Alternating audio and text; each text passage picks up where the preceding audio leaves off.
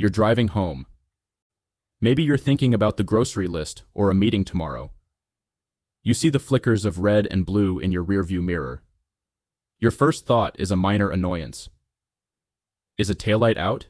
Did I roll that stop sign? You pull over to the shoulder, reaching for your glove box to get your registration ready. But then, the world changes. Instead of a lone officer walking up to your window with a flashlight, you hear a deafening, distorted voice blasting through a PA system. Driver, put your hands on the roof. Do not move. Hands on the roof. Suddenly, high-intensity spotlights are burning into your mirrors, blinding you. You can't see the officers, but you can see the silhouettes of at least 3 patrol cars positioned in a V formation. Behind those lights, there are service weapons, rifles, and handguns, locked onto your head. In the legal and policing world, this is a felony takedown, also known as a high-risk stop. Why is this happening to you? Maybe your car matches the description of a vehicle used in an armed robbery 10 minutes ago. Maybe there's a clerical error in the DMV database reporting your plates as stolen. Or maybe it's a case of tragic mistaken identity. In this moment, your innocence does not matter. To the police, you are a deadly threat. One twitch, one friendly gesture, or one attempt to explain yourself can result in a split-second decision that ends your life. Today we are going inside the mechanics of a felony takedown. I am going to break down the 4 catastrophic mistakes that get innocent people shot or wrongfully imprisoned. The Supreme Court cases that give police the power to do this, and the exact master script you must use to survive the street and win the lawsuit later. Mistake 1. The what did I do reflex, the auditory exclusion trap. The most natural human instinct when someone screams an order at you is to ask why. We are conditioned to communicate. You want to defend your character. You want to tell them you're a doctor, a student, or a parent. You think that if they just see your face and hear your voice, they'll realize they have the wrong person. The tactical reality. When you yell questions back at the police during a high-risk stop, you are creating what officers call auditory exclusion. They aren't listening to your words. They are monitoring your tone and your movement. Subscribe for more law advices. In a felony takedown, officers are operating on pure adrenaline. They are trained to look for pre-attack indicators. If you are shouting, even if it's, "I didn't do anything," the officers perceive that as aggressive non-compliance. Turning your head to look back at them, moving your lips rapidly, or gesturing with your hands to show frustration is interpreted by the police, and often by the courts, as a precursor to a fight. The legal trap, Graham versus Connor.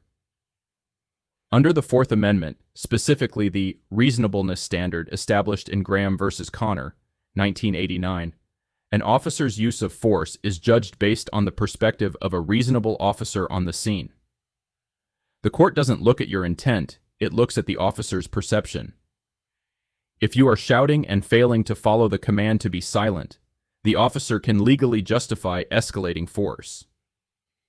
They will write in their report, "The suspect was belligerent and failing to follow lawful commands, leading me to believe they were preparing to resist or deploy a weapon."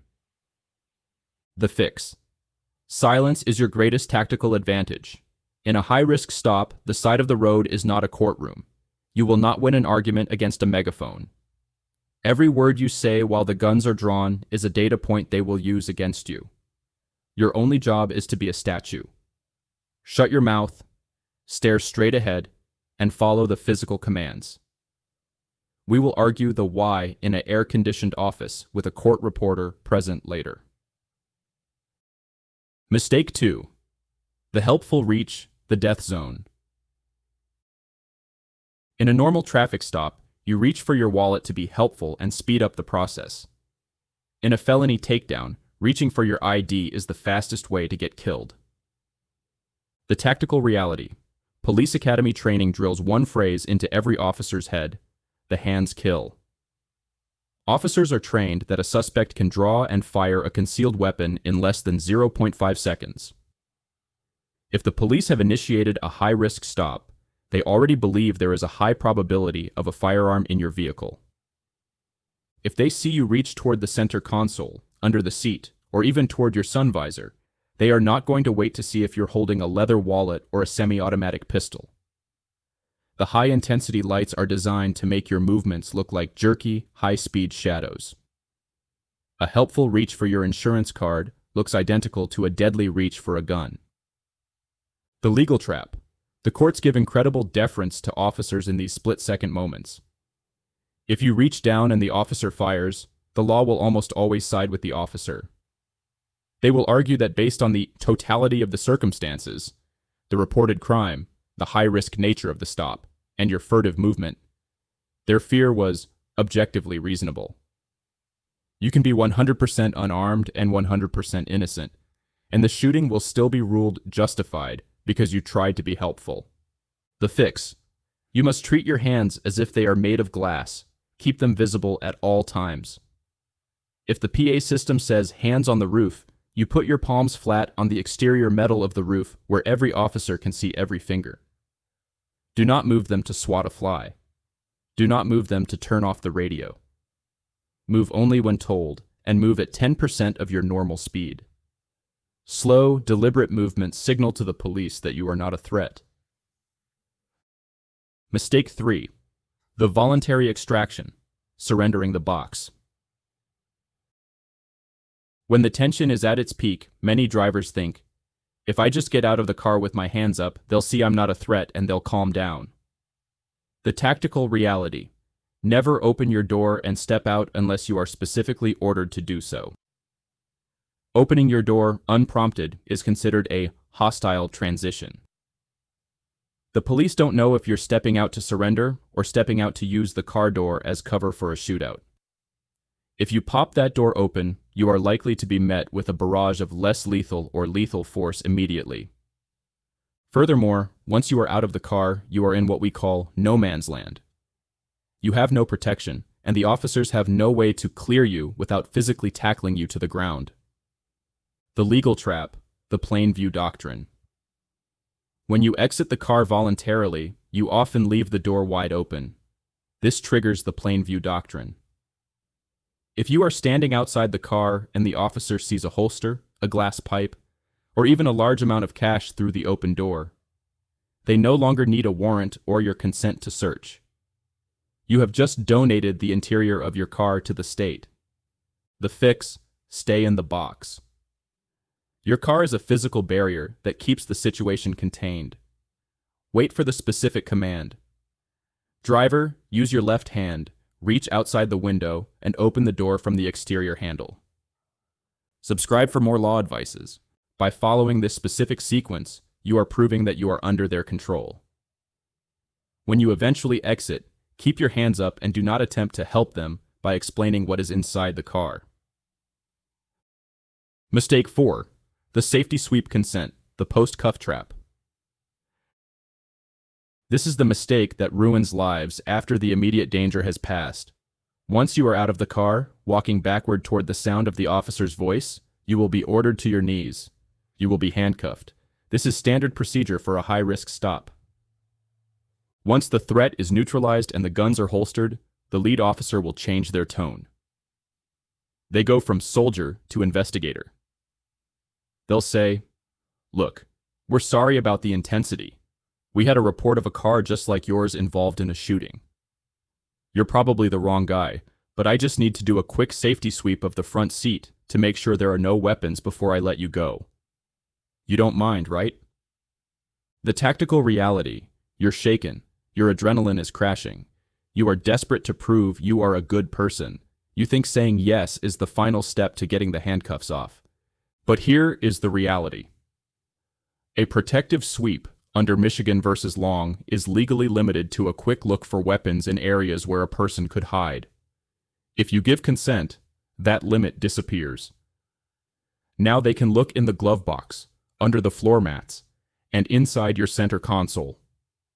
If they find a single prescription pill not in its bottle, or a pocket knife that is a fraction of an inch too long in your jurisdiction, you are going from mistaken identity to felony possession in 10 seconds. The legal trap. Consent is the magic wand of policing. It waives your Fourth Amendment rights.